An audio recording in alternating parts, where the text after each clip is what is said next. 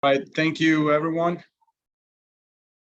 Good morning, everyone, and thank you for joining this webinar, How to Invest 401k and IRA retirement funds into real estate. My name is Rod Allo. I'm president of the Real Estate Committee at the Texas Argentina Chamber of Commerce. Also managing partner at Houston Equity Partners, a real estate commercial investment company specialized in industrial, retail, and self-storage assets. Before we begin the webinar, as we always do, a word on the Chamber. The Chamber is a non-for-profit organization with a mission of fostering commercial development between Texas and Argentina. It has 5 chapters in Houston, Dallas, Austin, Neuquén, and Buenos Aires. And it has 5 business committees: energy, health, food and beverage, innovation and technology, and real estate, of which this webinar is part of. If anyone wants to become a member, you can do so by visiting Argentina-Texas.org. With that out of the way, today's presentation will cover the basic concepts of self-directed IRA. We'll cover how to use it for direct private investments such as real estate, who qualifies. We'll touch on some IRS considerations, the long-term benefits, and what is the process of actually setting up an IRA account. Joining us today for this purpose, we have Jeff Astor. He's Vice President of Business Development with Broad Financial Group. Jeff has helped thousands of clients invest their retirement funds in alternative assets, such as real estate, using their self-directed IRA accounts. He's also author of The Ultimate Self-Directed IRA. Jeff, good morning. Welcome. Good morning, Rod. Well, thank you for having me and for inviting me, and welcome to everybody who's joined the webinar and all the people that have not yet joined the webinar, but will be watching it at recording. So I want to thank the big crowd here and in the future that I imagine will be watching, and I appreciate you being here, and I appreciate Rod and your group for inviting me. Thank you. So ready to go? Okay. Excellent. So welcome everybody officially, unofficially. We'll get into a little bit about my background and the background of the company, or actually the companies that I represent.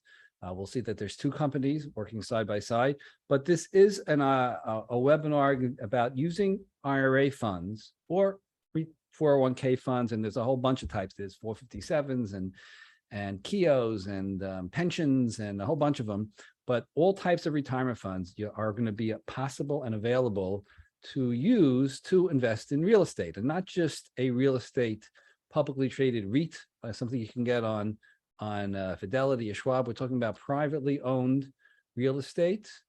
As an individual, you can do it, or you can invest. Many of you are here to learn about investing with Rod's fund, the Houston Equity Fund, and all these things are going to be possible to use with an IRA. And we'll see that it's really not so common or not so commonly known. And hopefully this will be an eye opener, and you'll get it from the basics, and we'll give you some resources to go a little further. We're also going to see here that there are 2 basic fundamental self-directed IRA models. We're going to talk about both, and we do offer both. One's called a custodial plan and one's called a checkbook plan. We'll get into that. And why you might go with one over the other. We'll get onto all that details. And without further ado, let's get started. Now, who is this for?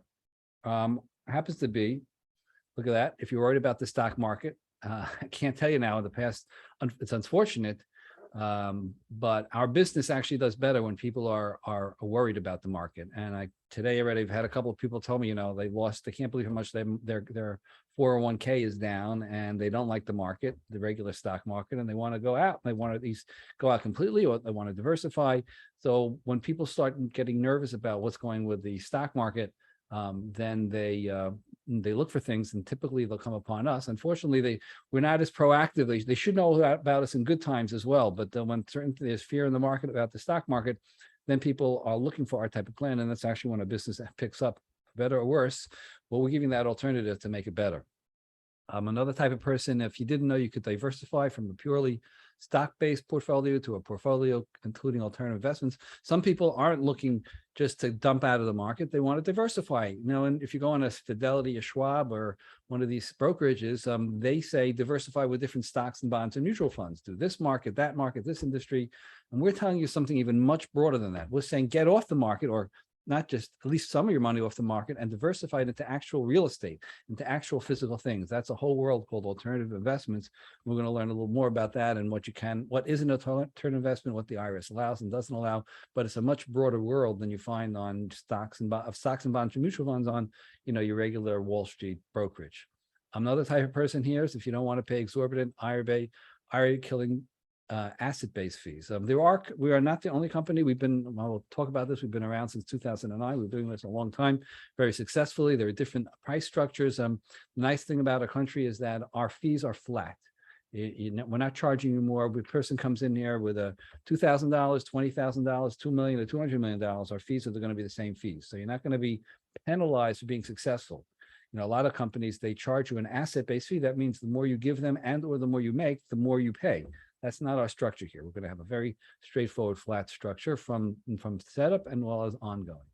And another type of person, if you want to take control of the investing process in real time. So some people listen, they just want an advisor and give it to them and not think about it.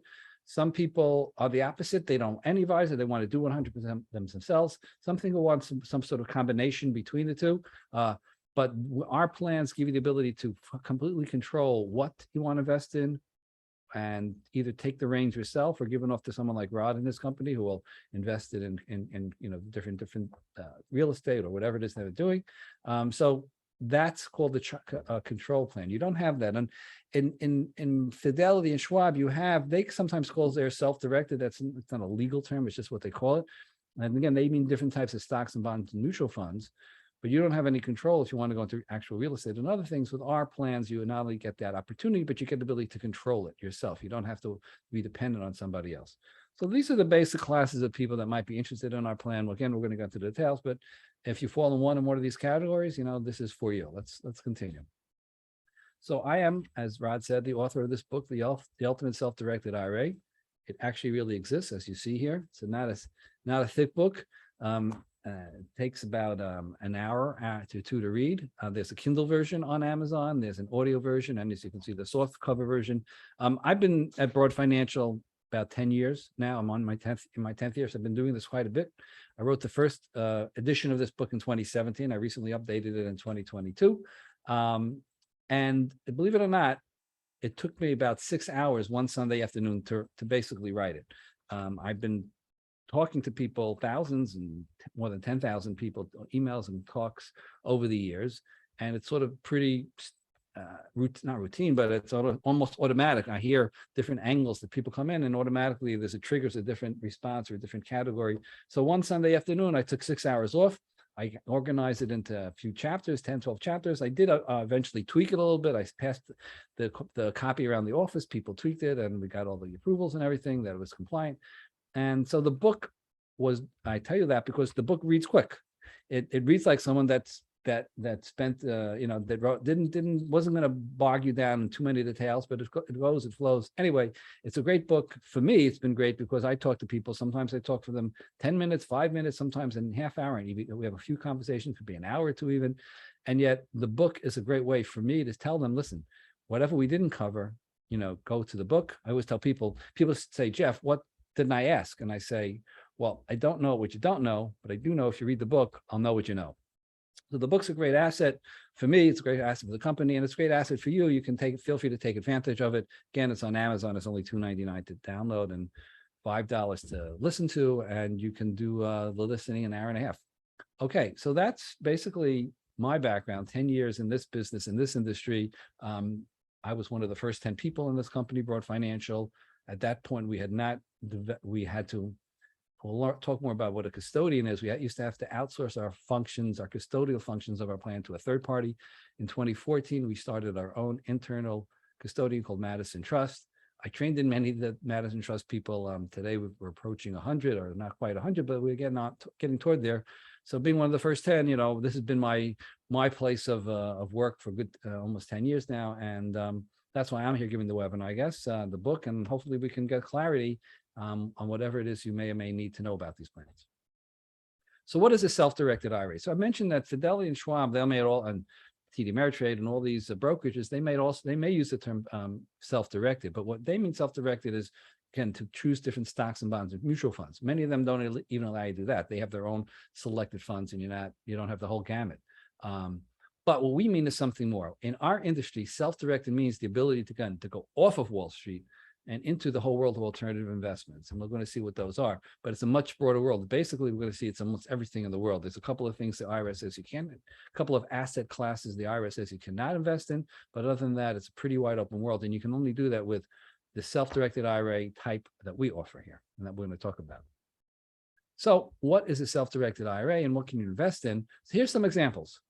Well, let's read what it says here. Self-directed IRA allows investors to diversify their portfolio into a wide range of asset classes, which are unavailable to them in standard IRAs, traditional brokerages, and so forth. You can only do publicly traded assets, while self-directed IRAs hold alternative assets. Now, here's some examples. Real estate, which is what we're going to focus on today, and we're going to talk about that in detail. Cryptocurrencies. Now, I have a whole separate webinar just on cryptocurrencies, which became very popular. And sometimes cryptos shoot through the roof in popularity, and sometimes they're low, but they're always available as an option here. Startup companies. We have a lot of people interested in startups, mortgage notes and loans, precious metals. These are all asset classes that you can invest in with a self-directed IRA. You cannot do that with a Wall Street IRA or 401k. That's not available. In short, though, to put in the IRS words, and self-directed IRA, again, in our industry means the ability to invest in everything but collectibles and life insurance. A collectible is something like an antique. So people have a baseball card of Mickey Mantle, or if they have a car from Model T Ford from the 1920s, or if they have art. Most art is a collectible. It's based on a collectible value. Those are off limits to IRAs. If you want to invest in one of those things, I'm afraid they called prohibited transactions. The IRS does not allow it. Life insurance is another type of thing. It's a specific type of life insurance called the viaticals. No need to go into that. But basically, by telling us that you cannot invest in collectibles and life insurance, they're basically telling us you can invest in everything. We're going to talk about different types of real estate. But everything really means everything. There's a lot of things you would never think of. I had a guy called up and he wanted to invest in an LLC that tracked the social media rankings of 360 supermodels. And the more popular they were, the more the LLC went up. Now, that's not a collectible. It's not life insurance. So it's fine. We have a guy investing, we'll talk about that too, but like I invested in a zoo. Another fellow invested in a treasure island. I'm jumping ahead of myself. It's everything but collectibles and life insurance really is everything. So you've got the whole world out there basically. And we're also going to learn that you can invest in things outside the US too with this. All right. So, but of all those options, the most popular by far is real estate. Real estate has always been the bread and butter of our clients and their company, and they're calling us. Again, if you do real estate, you can do the other things as well, but real estate is traditionally consistently the number one asset class that we have clients asking us about and looking into. So what type of real estate can you invest in? Well, they got a duck there in the pool, but let's go through some of this list here. Houses, of course, regular residential houses. That's probably the most common. Condos also. So I like these pictures. Sometimes I just want to stay on the page there just to look at the picture. That's a really nice one. So was that. Oh, anyway, so foreclosures. We got a people. That's a big thing, especially at different times, of the economic cycle, highs and lows. When things are low, there's a lot of business that people are in foreclosures, and that's one of the things. Tax liens is part of the foreclosure category. These are things that are very common. People using us for commercial real estate, office buildings, and I understand that that's what the Houston Equity, one of their specialties in. This is clearly certainly one of the most common things that our clients are investing in. Raw land, sometimes it's not, they're not based on, they're not making their profit based on any immediate income, like from rents or from flips, but it's just raw land. I did have a fellow that he used to plan, bought, I think it was $10,000, he told me, and he bought it at the right time in the right location. And a few years later, he sold it for 175,000. Didn't make a penny in rents, didn't flip, frequently. He just held on to something for a number of years, and it did 17 times. So raw land is certainly one of the common things that people invest in with our plan. Timberland, I remember hearing this in my first year here. A guy has land, he's not renting it out, but he does, where they do have a lot of timber, and periodically, a company comes and takes the timber, and they pay him for that, and he just has the raw land, and he happens to have it in an IRA. There are people like that. I remember I had another fellow, or there's a couple that they had a pistachio farm. What do they call it? But anyway, they grew pistachios. Pistachios it's not different from timberland. The IRA own the farm. This is a bunch of the potential options that you can invest in. I should really update this webinar. About less than a year ago, I had a client of mine told me that, hey, Jeff, I'm excited. I got to tell you, remember you signed me up, helped me sign up with the plan. He signed up for something called the Solo 401k, which we'll talk about. He said, well, I used it to buy an island in the Caribbean. And he told me all about it. He taught how to work with the Caribbean officials, the government. And he actually bought a small island in the Caribbean, and he's using it to, he was fixing it up, and wealthy people in yachts are mooring in his port there, or going to the island, and paying him for usage of the facilities on the island. So that's certainly a type of real estate deal that you are allowed to do. And he was very excited about it. He sent me pictures of it. I was excited about it, and I usually tell that story when I talk to people. So really, it's any type of real estate, what it comes down to. And I mentioned before, I'm going to mention again, that it is possible to do real estate also outside the U.S. We do have a lot of people investing in properties, not only the U.S., but Mexico, Belize, South America, Argentina. We have in India and England, Australia. I think I remember France and maybe Germany. Anywhere outside the U.S. is possible. So that's, all these things are possible. It's not life insurance, it's not collectibles. And again, there are certain, to do outside the U.S., we're going to need what's called a checkbook plan, but it's an option that you have. So there are a couple of different examples here that I did want to share with you. A couple of case studies. One was she was a young woman. I think she was in her 30s, and she had graduated college 10 years earlier, and there were a bunch of houses in her college area that were rented out to students, and she didn't have a lot of money, but she had enough money to buy one or two of these houses. And she was like, well, can I actually use my IRA or 401k to buy the house? And the answer was yes. So she told me all about the industry that you can do, because the parents typically pay for the dormitory for the house, the off-campus house.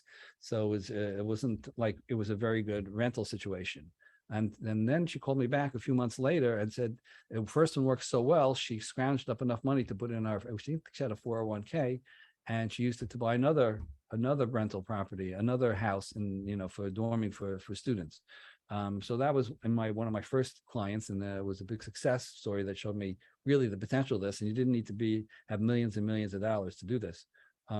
In truth, the average investor for real estate probably does have six figures, 150,000 to spend. I had a guy in New Mexico, right? And he was buying properties for $5,000 a piece. And most of them weren't even worth that. But once in a while, he hit one that was worth $75,000. He could flip it for $100,000. And, so it was worth it for him, obviously. But what I'm saying is that the people come in here with all amounts of money, some big, some small. Sometimes you're investing like in the fund that Rod offers here, and you can put in whatever amount minimums they require. So there's no real one amount. And it also depends on the location, the area of the country. For instance, in New Mexico, you may be able to find something for $5,000. In New York or California, I don't think you're going to find anything. $5,000 or $50,000. Maybe you need $500,000 to go there. So, we don't, from our company's perspective, we don't have a minimum, and we don't, whatever you want to have, we can help you with. And this young lady in the college area dorms, and she didn't have a lot of money, but she was able to find something cheap and and it was very, very successful for her. There are other case studies as well. I mentioned a couple already. By the way, this came up in terms of the things you can invest in. So another piece besides the Caribbean island, I did have a fellow investing in Arabian racehorses. It's not real estate, but it's something that I got an education about Arabian racehorses. You spend $5,000 to buy a horse, and then you have to pay for the feeding and the training. He didn't do it himself. And if it becomes a Kentucky Derby winner, you can make millions. So most of them, it doesn't happen, but he knew about Arabian racehorses, and he wanted to use his IRA to invest in it. Not a problem. Another woman also then recently told me, I thought Arabian racehorses, there's a whole different category called horses for polo. And it's more of a surefire bet. Don't make as much potential, but you can also do horses, polo or Arabian. And by the way, it's the same thing in real estate. You can do big real estate, little real estate, and all different types of things. Now, we've been talking, I mentioned the words checkbook and custodial. Before I get into that, I did also want to mention there's something called the solo 401k. A solo 401k is only a checkbook plan, and it has certain advantages over IRAs. A solo 401k is for people that have self-employment income. Self-employment income is defined as something you would put on Schedule C of your income tax. That's active self-employment income. So for instance, if you own a property and you're getting rents, that's fine. It's income, but it's not active self-employment income. You'd put rental income on Schedule E.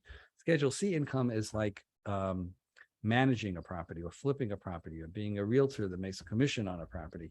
Those are, or you can be a consultant, you can be a handyman. That might have nothing to do with properties. Maybe you walk dogs or mow lawns, but it's self-employment income. When you're recording it, you either have an LLC that's reporting a profit, or you have an S corp that has, for instance, a salary that you give yourself, or maybe you're a sole proprietor, but in a sole proprietor, you're putting it on Schedule C. If you have that Schedule C income or that LLC income, and you're having a net profit of $500 or more, that's the first of the things to qualify for the solo.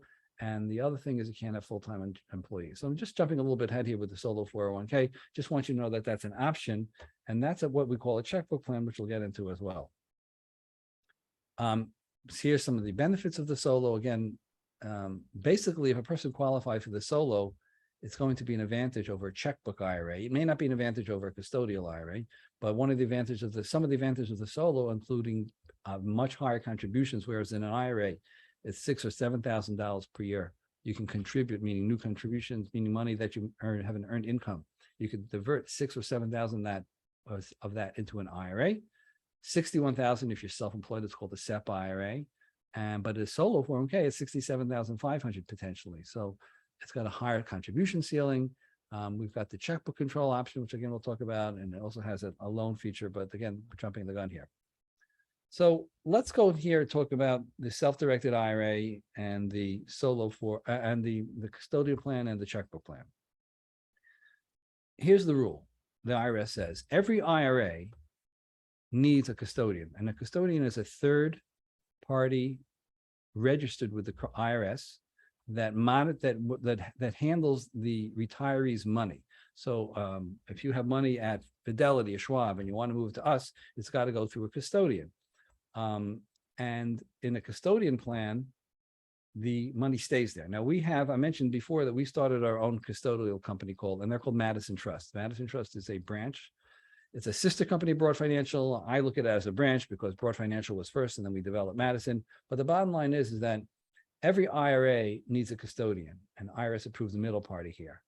And in a custodial plan, you give your money to the custodian. There's a small setup fee. And then once the money hits, it stays there. And if you want to invest it, you would tell Madison, send the money to this fund. So that's, for instance, what the Houston Equity LLC is. You might sign it with Madison Trust. You'll see there's $100 one-time setup fee. It's going to cost you $95 per quarter. That's $380 per year to maintain. That maintenance is for some IRS reporting. Again, the custodian is required to move your money. If you're doing contributions or distributions, money in, money out, it has to go through the custodian. And there's also some required IRS reporting. And that's why the custodian, Madison, for instance, charges $95 per quarter, $380 per year. So if you were, for instance, going to go and go Rod's Rod's fund with the Houston Equity Fund, you would take you'd sign it with Madison, you'd pay the $100 setup fee, and you say, listen, maybe it takes a week or two for the money to go hit their account and be there and everything's set up. And then you say, listen, send it to this address, Rod's fund is registered with us, so it should be fairly smooth. Send it there. And now, even though your money moved from, let's say, Fidelity or Vanguard, or wherever it may be, over to us, and we sent it to Rod, it stays IRA money. It stays tax-protected IRA money. The rollover from one place to another to us was a non-taxable event. Didn't lose a penny in taxes or penalties.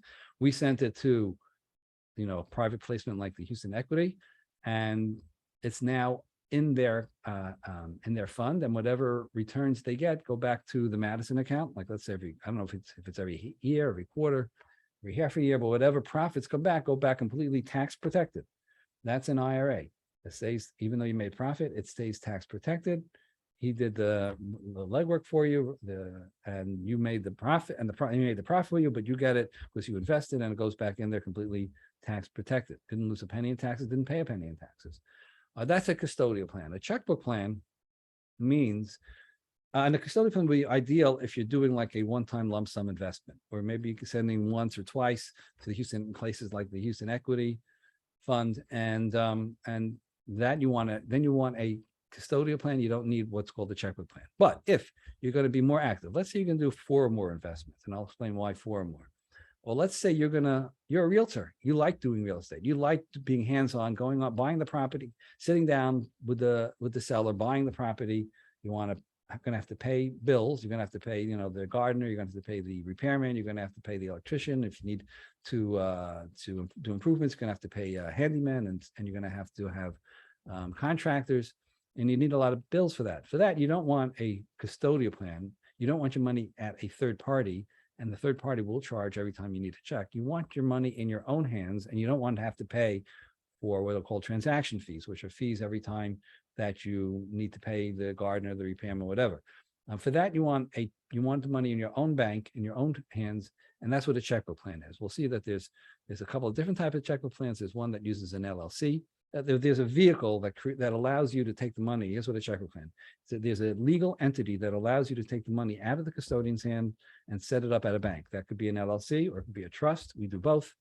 And then you have the custodian Madison Trust wire the money into that LLC or trust at the bank you've chosen. And now you simply can write a check.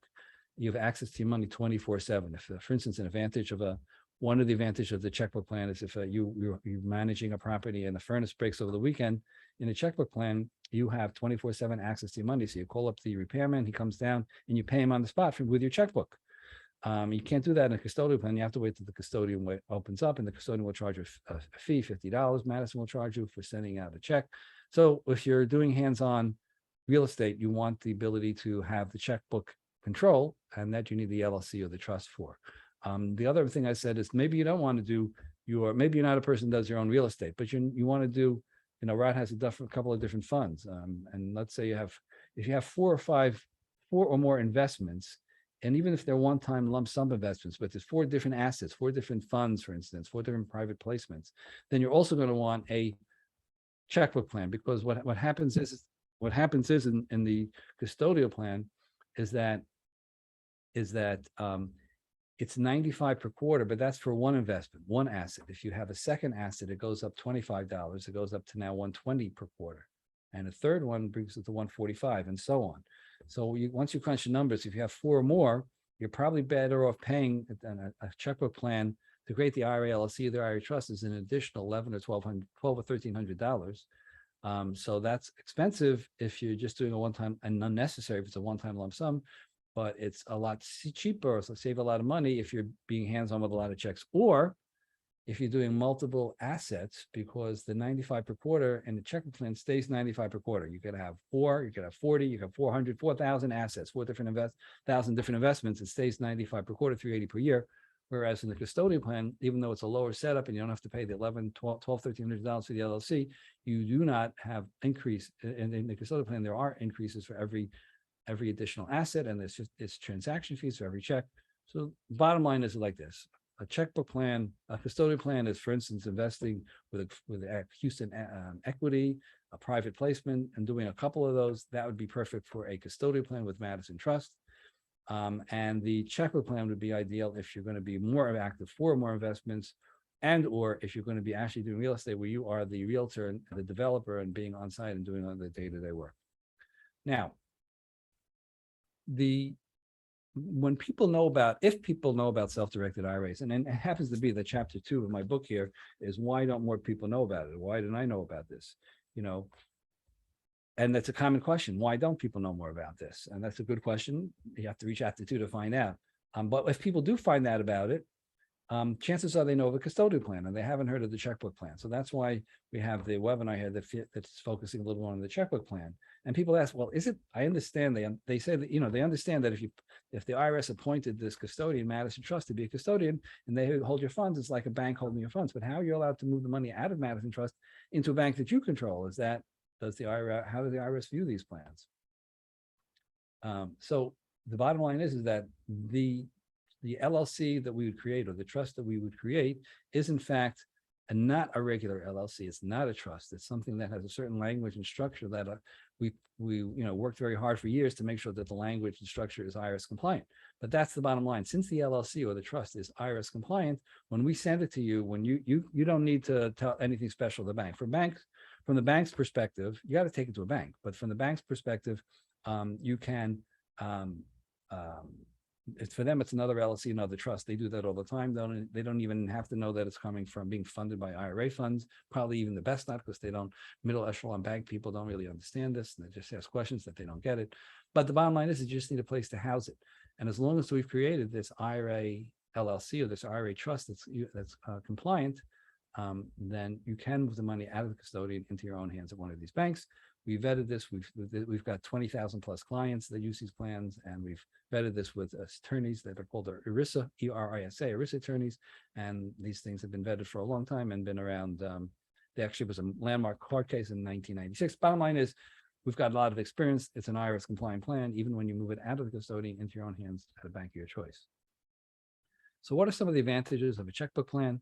As I mentioned before, also, there's no asset-based fees and there's no transaction fees. In a custodial plan, there is an advantage if you're doing a one-time lump sum investment. But once you let's say do a second investment, again, your fee goes up, your quarterly fee goes up $25. And anytime you need a check, let's say to pay a bill or to do something, it's a $50 transaction fee. And again, a one-time lump sum investment, don't have to worry about it. If money's coming back in, by the way, from an investment with Houston Equity, for instance, there's no fee for that. But money going out, let's say you gave them $10,000 and now you want to give another $20,000. So the $10,000 is included in the setup. But if you want to do a second, additional to that same investment, that's called a transaction. That's a $50 fee with the custodian. Checkbook plans have none of that. Your money's in a bank of your choice. You can rewrite or resend money to Houston Equity or wherever. No $50 fee, nothing from us, and no asset-based fees. You're not, like I mentioned, the 95 per quarter stays 95 per quarter, even if you have 400 or 400 different, investments that you're investing in. A checkbook plan also has real-time investing. I mentioned the idea of that if the furnace breaks on the weekend, you have full-time 24/7 access to your money.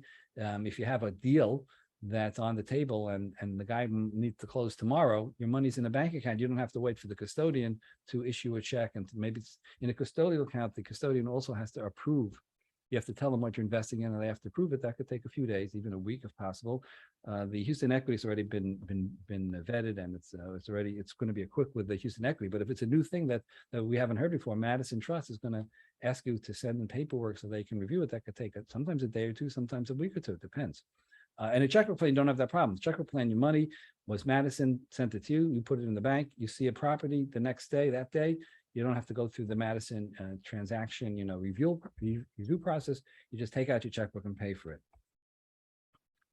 What's the process of setting up a checkbook plan? I'm going to go through this pretty quickly because the truth is that I think, for the most part, most people here that are interested in investing with Rod's, Houston Equity, you don't need the checkbook plan, but there is a process involved in it. It's fairly straightforward. We create this IRA LLC. That's number one. Number two, you take it that we create the LLC or the trust. We're going to send you it in an email. You're going to take it to a bank of your choice. You can do an online bank. You can do a local bank, you could do a big bank, you could do a little bank, you could do a bank with a credit union. So all types of banks open these things up. And then the custodian Madison Trust, once again, we create the LLC, we email the LLC docs, then you tell Madison, but it really happens simultaneously. We create the LLC at the same time we give you the Madison information. You set up an account there, and then you tell them where your money is. You authorize them to roll the money over. They roll it over. It's in their account. And once you set the LLC at the bank, you tell them you set up the LLC in such and such bank, and Madison will wire the funds in there. Again, none of this triggers any taxes or penalties. Your full IRA money stays full IRA money, and now you can invest it. And that's why the fourth step is now the money's in the bank. It works just like a regular bank account. The difference here, it's all under the umbrella of an IRA. So whatever it is that you're investing in, whatever profits you make in this LLC or trust account at the bank that you decided to choose, all the profits come back into it tax sheltered. Okay. Now, the process takes about 2 weeks. The truth is, it can take a week. I try and manage expectations. Sometimes if there's glitches or problems, it could take 3 weeks. Chances are, if you have an IRA at a big brokerage, it's a week. What can take longer is if you have a 401k, which would tend to be a little bit quirky sometimes than IRAs for whatever reason. And if you have it at a small bank or a small brokerage, that also could slow things down. But the whole process, whether if it's an IRA in a big brokerage, we can have you set up at Madison with the money in there in about a week. The LLC will also take a week, but it depends. Some states are faster or slow with LLCs. Some we can do it fast, some will take a week or two. I tell people 2 weeks to manage expectations. Very often it's a week. And sometimes it's 3 weeks though, because there's some glitch in the way. But if I say 2 weeks, that's the medium, and that's probably true more than half the time. I mentioned about Broad Financial very briefly. Broad Financial, we've been around 10 plus years. We started the company in 2009. It's interesting how the founders of this company, founders of the company, basically what happened in 2008, remember there was a financial crisis in 2007, 2008. And one of the parents of the owners of this company lost like 40%. We live in scary times, and I'm hearing, and I'm listening to people tell me how much they've lost. So one of the owners, parents of this company, he lost 40% in the crash of 2008. And the owner and his partner knew real estate. They've been real estate developers and investors for many years. And they said, "Why is Dad invested in Wall Street? Why? It would be great if you can invest in real estate, because we know real estate and we know how to deal with the market even in difficult times." So they researched it for themselves, and they set it up, and they realized there's such a thing called a self-directed IRA.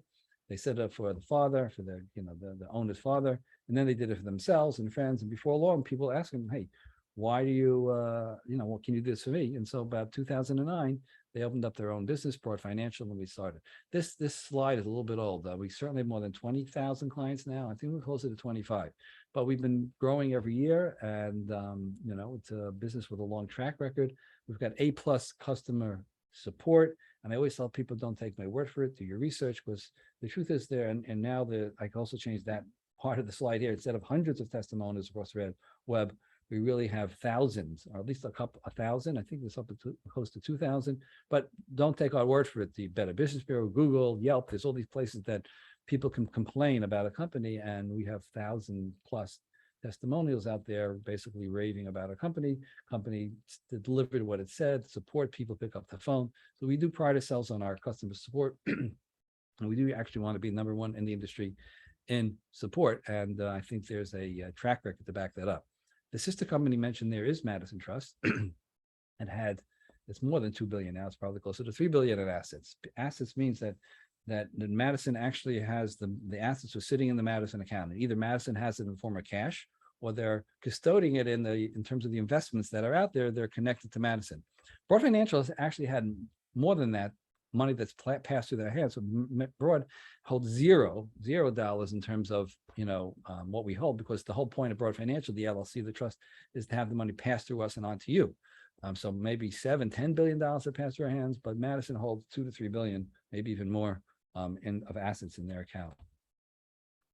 Well, this is usually where we get up to the question and answer period. Now, I have some questions here that were sent in, and I'm happy to go over those. I'm going to ask Lucas or Rod if there is there is a chat and the Q&A that people can. I wanted to mention this earlier, that people could put in their questions. Did anybody send in any questions there, guys? Hey, yeah, I have a question here, Jeff. First of all, thank you for the deployment. Really, very useful information. So in general, it sounds like custodian account would be more for a passive type of investment, while a checkbook is more for an investor that would like to be more involved in the day-to-day activity. Right. Unless the person has 4 or more passive investments, then I think the checkbook plan would also be the better option for them. It's a number crunch. Yeah. For the investment versus personal use question, is there an IRS test, or is there a constraint to invest the funds in, say, for example, in an asset that will be turned into your primary residence, for example, or does it have to be an investment test, as for example in a 1031 exchange or so on and so forth? What are the restrictions there from an IRS perspective? Excellent. So let's talk about the IRS has a rule against self-dealing. They need what they call an arm's length transaction. That means you cannot use your IRA money. When I say IRA, I also mean 401k money. I mean retirement money. But you can't use your IRA money to invest in a property that you own. Let's say you own the property and you want your IRA now to buy it. Not allowed. Prohibited transaction. That's not arm's length. That's self-dealing. Not allowed. And even if you owned it once, sold it to someone else, and now you buy it from that person, still not allowed. Once you own a property personally, it's off limits to your IRA forever. Not allowed. The other important rule is that no personal use of the property. You can't buy a property with your IRA and make use of it. It can't be a primary residence. It can't be a secondary residence. You can't even sleep there overnight. I mean, you can actually, with a checkbook plan, you can go on site and talk to the managers and the renters, and you can supervise contractors. You can go everything on site, but you cannot make personal use of it. That, again, even sleeping in there is a personal use one night. If they have a swimming pool, jumping in the pool technically is not good. So those types of things, ownership, prior ownership, and personal use, including for primary, secondary, any type of residence, would be prohibited by the IRS. Okay, very clear.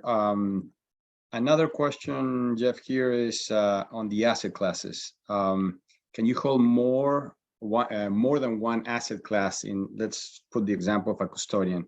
Can you hold your custodian account and invest, say, in real estate and in a different asset class, completely away from real estate, say in cryptocurrency, just to mention an example? Right. Yeah. So you could have multiple assets. There's no limit there. Truth is, our custodian doesn't really have we used to do a custodial account. We don't do that any longer. But for instance, let's say it's real estate, and let's say it's a note, or let's say it's let's say it's a completely private placement. We do have people, by the way, investing in blockchain hedge funds, but it doesn't have to be anything with real estate. You could have the LLC, the guy who's invested in the LLC with monitoring supermodel popularity. You can have that and real estate. No, there's no limit to the amount of asset classes you can have within the IRA, whether it's custodial or checkbook. With the same IRA, you don't need to open a different IRA account. You don't need, but again, in the custodial account, the more assets, the more types of investments you have, even if it's in the same asset. You have one real estate here and another piece of real estate there, 2 different investments, that raises your quarterly fee. But you could have multiple versions of one asset or multiple assets. Again, in the checkbook plan, the advantage is flat 95 per quarter. In the custodial plan, you're going up each additional investment. Excellent. All right, Jeff. Thank you very much. I think we're on with right on time with a scheduled time frame for the webinar. Extremely informative, relevant information if you're applying for a real estate transaction. Just to close, again, thank you, Jeff, for volunteering your time. His contact information will be available in the recording of the webinar. Thank you to the audience. Thank you for everyone for joining the webinar today. Thank you for the staff, of the Chamber of Commerce for putting it together, and of course, thank you to the sponsors who make this educational series possible. So with that said, Thank you, everyone. And you'll have the recording shortly after this webinar. Thank you very much, Jeff. Thank you from our end, and thank you, Rod, and everybody who helped set this up. Much appreciated. Thank you, everyone. Have a great day. Thanks. Bye-bye.